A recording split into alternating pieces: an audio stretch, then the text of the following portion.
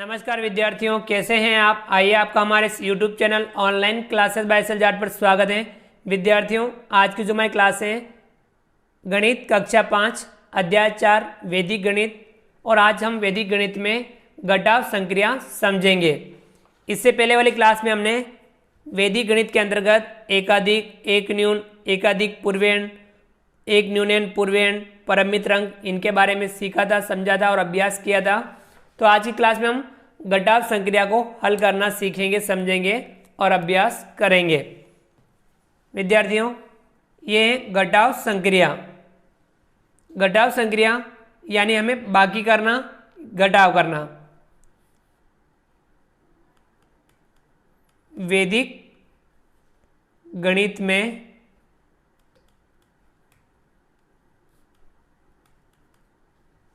घटाव के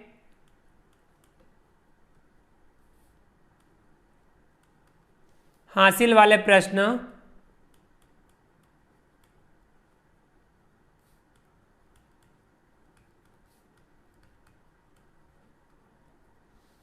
परमित्र,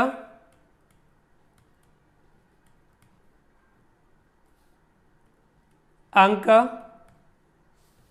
तथा एक न्यूनन पूर्वेण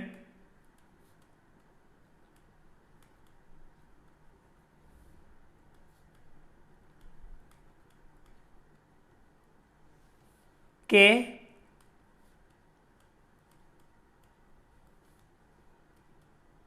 सम्मिलित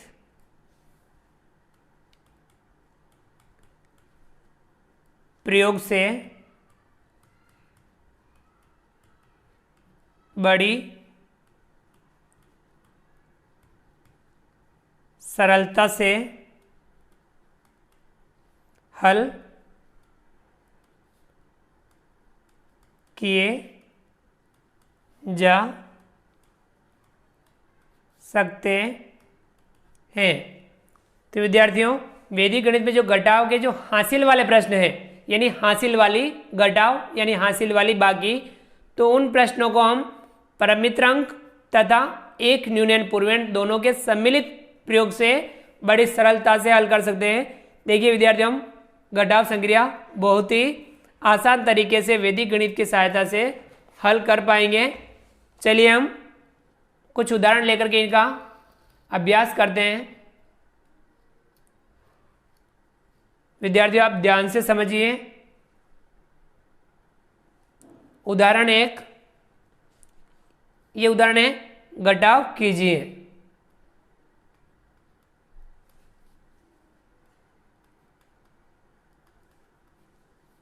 देखिए घटाव हम करते हैं, अंकों को हम बड़ी सफाई से लिखेंगे, हल्का सा बीच में दूरी रखेंगे।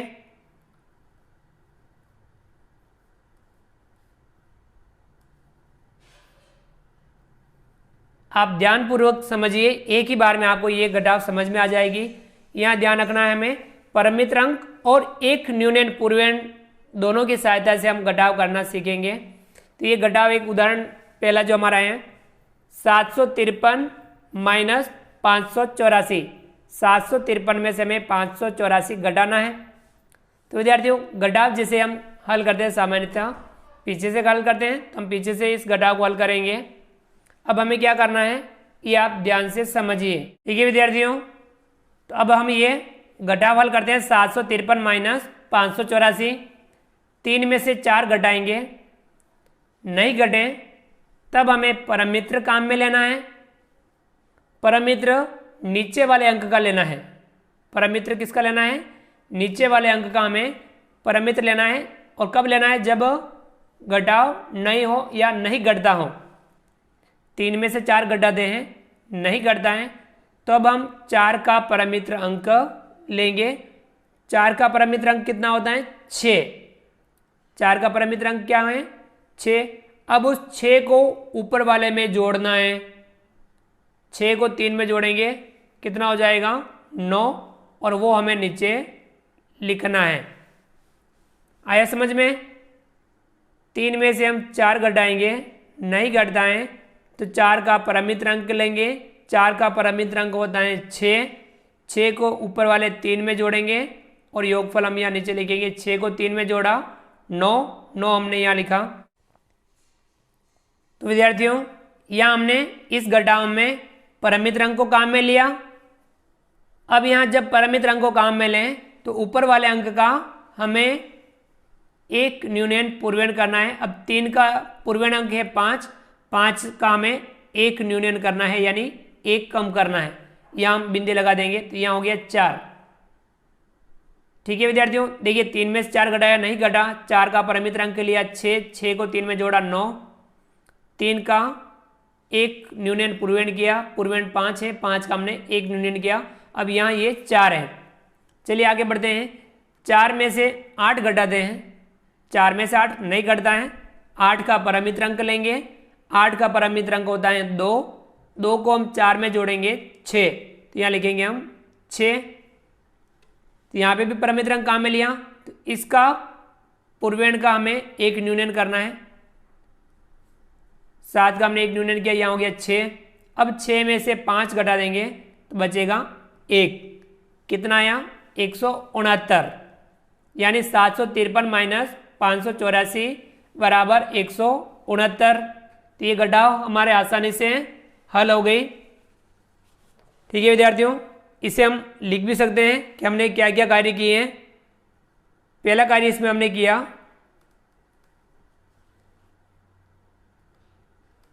तीन में से 4 नहीं घटाया जा सकता,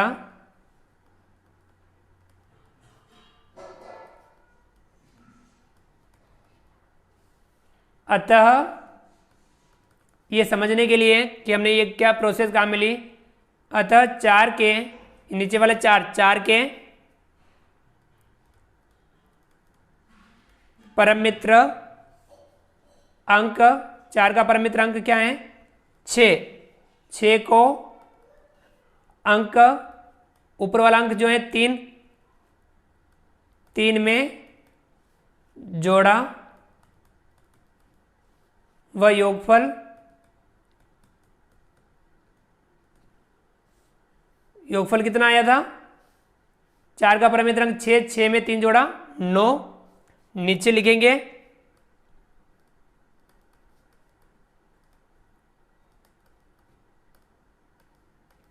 ठीक है विद्यार्थी, 9 को हमने कहाँ लिखा? नीचे। दूसरा काम हमने क्या किया? 3 के पूर्वायन अंक 5 पर हमने एक न्यून का चिन्ह लगाया। 3 के पूर्वायन अंक 5 पर एक न्यूनयन चिन्ह लगाया।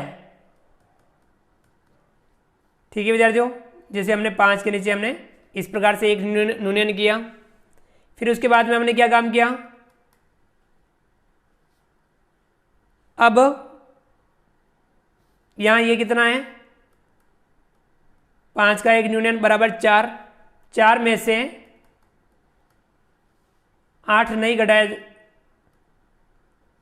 नहीं घटाया जा सकता,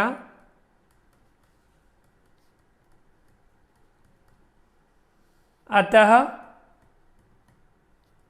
8 का परम मित्र अंक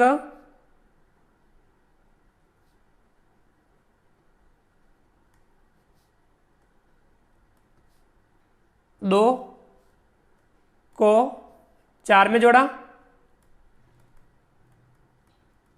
व योगफल 8 का परम मित्र अंक 2, 2 को 4 में जोड़ा, कितना हुआ? योगफल बराबर 6, नीचे लिखा।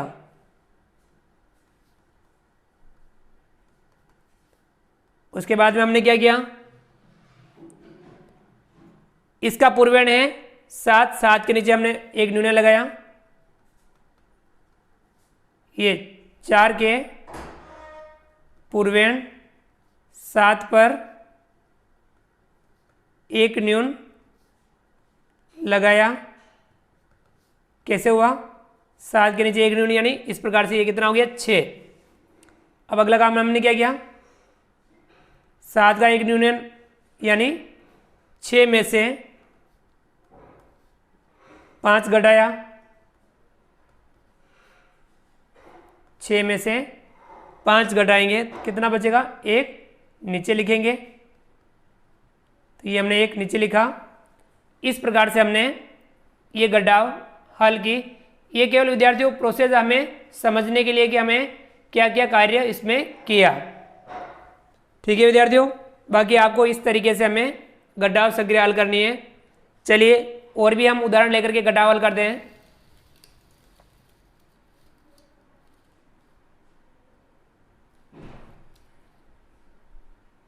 विद्यार्थियों अगला जो है उदाहरण 2, घटाव कीजिए।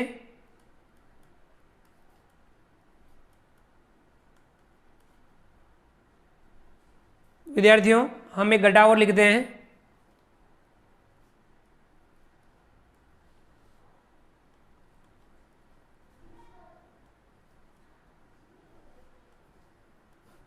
देखिए ये घटाव हमें हल करनी है।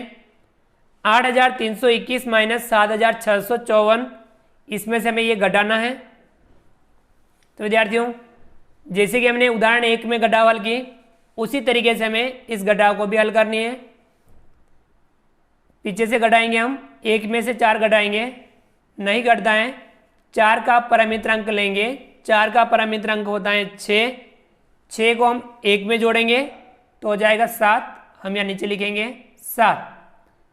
परमित्र काम में लिया तो 1 का पूर्वेण 2, इसका हम 1 न्यूनन करेंगे तो यहाँ हो गया 1। अब 1 में से 5 घटाएंगे, नहीं घटाया जा सकता। 5 का परमित्र अंक 5, 5 में हम 1 जोड़ेंगे हो जाएगा 6, या नीचे लिखेंगे। परमित्र काम में लिया तो इसका पूर्वेण अंक है 3, इस पे हम 1 न्यून करेंगे, यहाँ हो गया 2। 2 में से 6 घटाएंगे, नहीं घटाया जा सकता। 6 का परमित्र अंक लेंगे 4, 4 में 2 जोड़ेंगे 6, या नीचे लिखेंगे 6। अब यहाँ परमित्र काम में लिया तो इसका पूर्वेण है 8, इसका हम 1 न्यूनन करेंगे। 8 का 1 न्यूनन 7, 7 में 7 घटाएंगे तो बचेगा 0, यानी 8321 माइनस 7654 बराबर 667। तो ये इसकी घटाव आई। तो विद्यार्थियों ये हमने किस प्रकार से किया, इसे हम संकेतों के माध्यम से लिख लेते हैं। पहला कार्य हमने क्या किया, 1 में से 4 नहीं घटाया जा सकता। 1 में से 4 नहीं घटाया जा सकता, अतः 4 के परमित्र, 4 का परमित्र 6 को ऊपर वाले 1 में जोड़ा, वह योगफल। देखिए 4 का परमित्र 6, 6 में 1 जोड़ा कितना हो गया 7, को नीचे लिखा।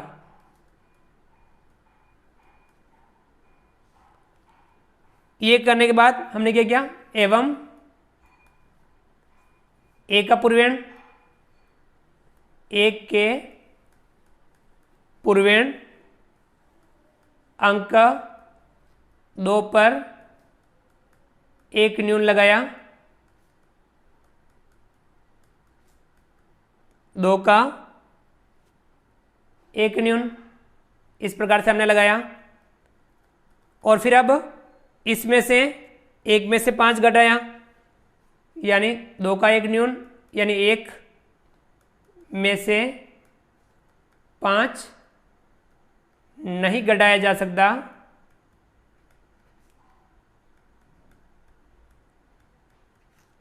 अतः 5 के परम मित्र, 5 का परम मित्र क्या है, 5 का परम मित्र 5 को ऊपर 1 में जोड़ा, क्योंकि अब ये 2 का 1 न्यून यानी 1 हो गया, तो 5 को 1 में जोड़ा बराबर 6, नीचे लिखा।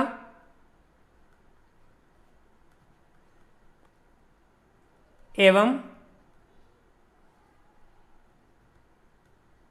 यानी इस 1 के पूर्वेण 3 का 1 न्यून किया, 3 का 1 न्यून, यानी इस प्रकार से। अब अगला काम हमने क्या किया, ये 3 का 1 न्यून यानी 2, 3 का 1 न्यून बराबर 2 में से 6 नहीं घटाया जा सकता,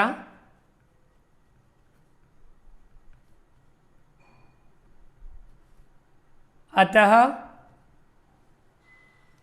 6 का नीचे वाला 6 के परम मित्र 4 में 2 जोड़ा व नीचे लिखा, कितना लिखा, 4 में 2 जोड़ेंगे कितना हो जाएगा 6 नीचे लिखेंगे, एवं इस अंक का पूर्वेण 8 का 1 न्यूनन किया, 8 का 1 न्यूनन किया, ये कितना हो गया 7। और ये करने के बाद में हमने अगला काम क्या किया, देखिए 8 का 1 न्यूनन बराबर 7 में से 7 घटाया बराबर 0 नीचे लिखा। इस प्रकार से हमने इस घटाव को हल की। तो विद्यार्थियों ये समझने के लिए थी कि हम इस प्रकार की जो घटाव है, वैदिक संक्रिया की जो घटाव है, एक न्यूनन पूर्वेण और परम मित्र अंक की सहायता से किस प्रकार से हल कर सकते हैं, तो ये हमने सीखा।